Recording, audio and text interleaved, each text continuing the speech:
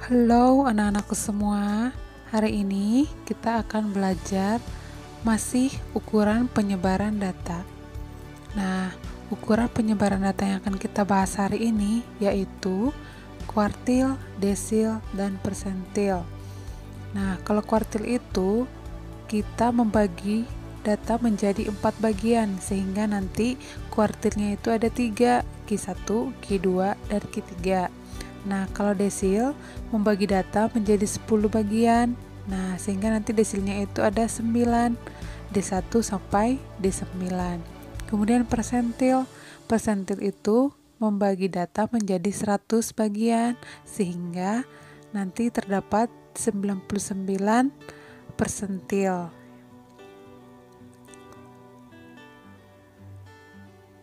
Nah, pertama kita belajar dulu tentang kuartil, desil, dan persentil data tunggal.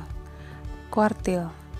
Misalkan di sini diketahui data terurut banyak novel yang dimiliki 8 siswa adalah sebagai berikut. Nah, kita disuruh untuk mencari Q1, Q2, dan Q3. Nah, data ini harus tetap kita urutkan dulu. Untuk mencari Q1 dan Q2 dan Q3 itu kita harus urutkan dulu datanya. Nah, ternyata di sini sudah terurut datanya.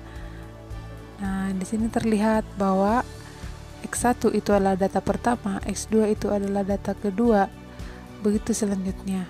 Nah, untuk mencari Q1 kita harus tahu dulu porsi setiap kuartil itu. Nah, di sini untuk menentukan Q1 kita harus tahu dulu 1/4 dari jumlah data berapa. Terus untuk Q2 kita harus tahu 2/4 dari data berapa. Dan Q3 3/4 dari banyaknya data berapa. Nah, tadi kita lihat di sini. Nah, untuk data ini banyaknya data itu adalah 8. Ya, N-nya itu adalah 8. Nah, kita tahu bahwa Q1 itu berarti 1/4 dikali 8 itu adalah 2. Maka cara mencari kuartilnya itu seperti ini. Nah, kalau misalkan tadi kuartilnya berada di data kedua, berarti kamu jumlahkan data kedua itu dengan data ketiga kemudian dibagi 2. Nah, seperti berikut hasilnya. Untuk Q1 berarti dia berada pada data kedua. Jadi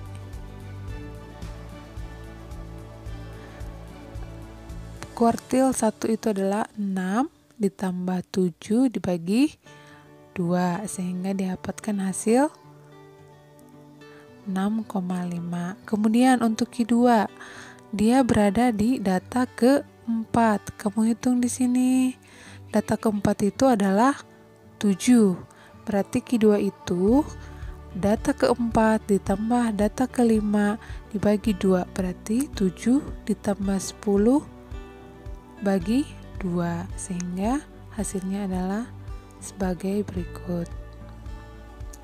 Nah, Q3 itu apa? Nah, Q3 itu 3/4 dari 8, berarti dia itu berada di data ke-6. Nah, di sini data ke-6 itu adalah 12, sehingga data ke-6 ditambah data ke-7 dibagi 2. Maka 12 ditambah 13 dibagi 2, sehingga hasilnya adalah 12,5. Nah, bagaimana kalau banyak datanya ganjil? Nah, kalau yang tadi kan banyak datanya itu genap karena tadi banyak datanya itu 8. Nah, gimana kalau dia ganjil? Banyak datanya itu 7. Nah, seperti berikut. Ya, diberikan datanya. Kita ditanya Q1, Q2, Q3. Nah, kamu harus tahu dulu nih. Kalau Q1 tuh kamu harus tahu dulu berapa sih 1/4 dari banyaknya data Q2 itu 2/4 dari banyaknya data, Q3 itu 3/4 dari banyaknya data. Nah, kita temukanlah dia. Untuk Q1 itu adalah 1/4 dikali 7 itu 1,75. Nah, dibulatkan menjadi 2. Nah, kalian tuh pembulatannya gini. Mulai dari lebih dari 1 itu sudah dibulatkan menjadi 2. Ya. Jadi kalau di sini kan 1,75 berarti dia dibulatkan ke 2. Sehingga kuartil satunya itu berada di data kedua. Kita lihat di sini.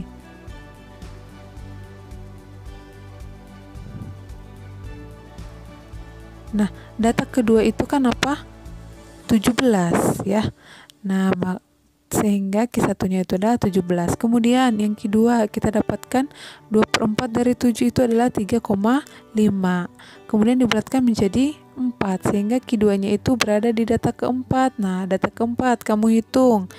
Itu adalah 28. Begitupun dengan Q3. Q3 itu 3/4 dari banyaknya data, berarti 3/4 dari 7 itu adalah 5,25.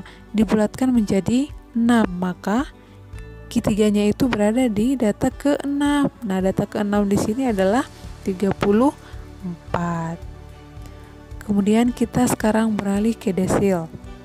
Nah, kalau desil itu sama, kita harus tahu juga dia kalau banyak datanya itu genap atau ganjil. Kalau untuk yang ini, nah kalau ini adalah datanya itu 12 ya.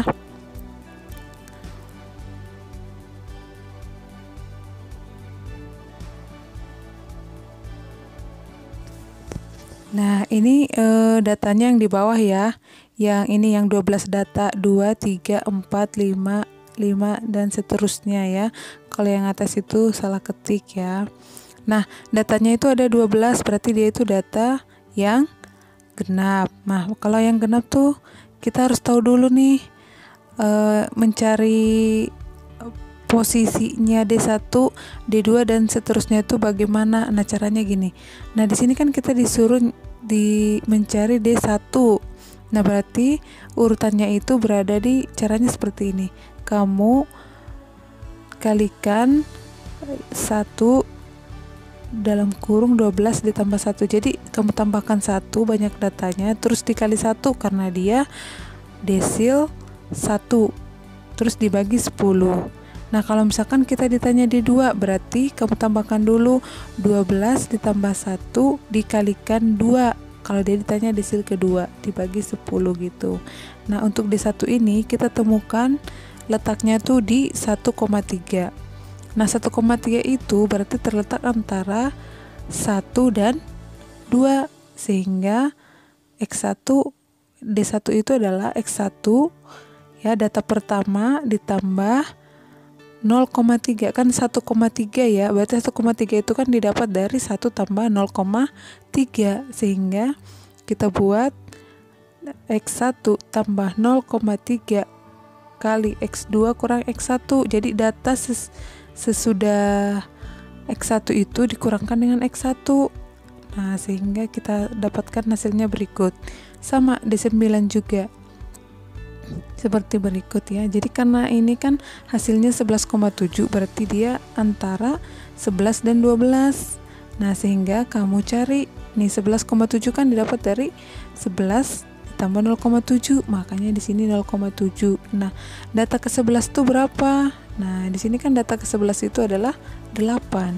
Sehingga 8 ditambah 0,7 dikali, nah ini data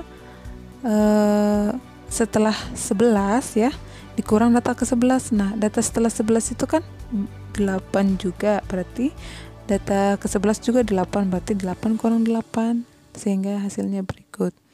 Bagaimana kalau dia yang datanya yang ganjil? Nih, banyak datanya itu 9 ya, berarti kamu tinggal cari letaknya kayak tadi. Caranya kita di sini mencari D3, kamu terletaknya di, berarti kan ini datanya 9, kamu tambahkan 1 terus dikalikan 3 karena desil ketiga.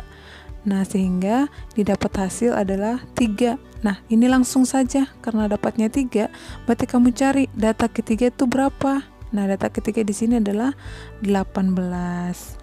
Nah, kemudian D5 sama aja, kamu tambahkan lagi banyaknya data tadi 9 ditambah 1, kamu kalikan dengan 5 karena dia itu adalah desil kelima. Kemudian dapat hasilnya 5. Berarti data kelima itu adalah 25. Jangan lupa selalu data yang belum terurut itu harus diurutkan dulu ya. Kemudian kita langsung ke persentil data tunggal ya. Persentil data tunggal tuh jarang sekali digunakan ya. Tapi kalaupun ada, itu sama pengerjaannya dengan desil. Cuma kalau desil itu dibagi 10, kalau persentil itu dibagi 100. Nah, sekarang kita lanjut ke kuartil, desil, dan persentil data kelompok. Nah, di sini yang pertama dulu kuartil ya.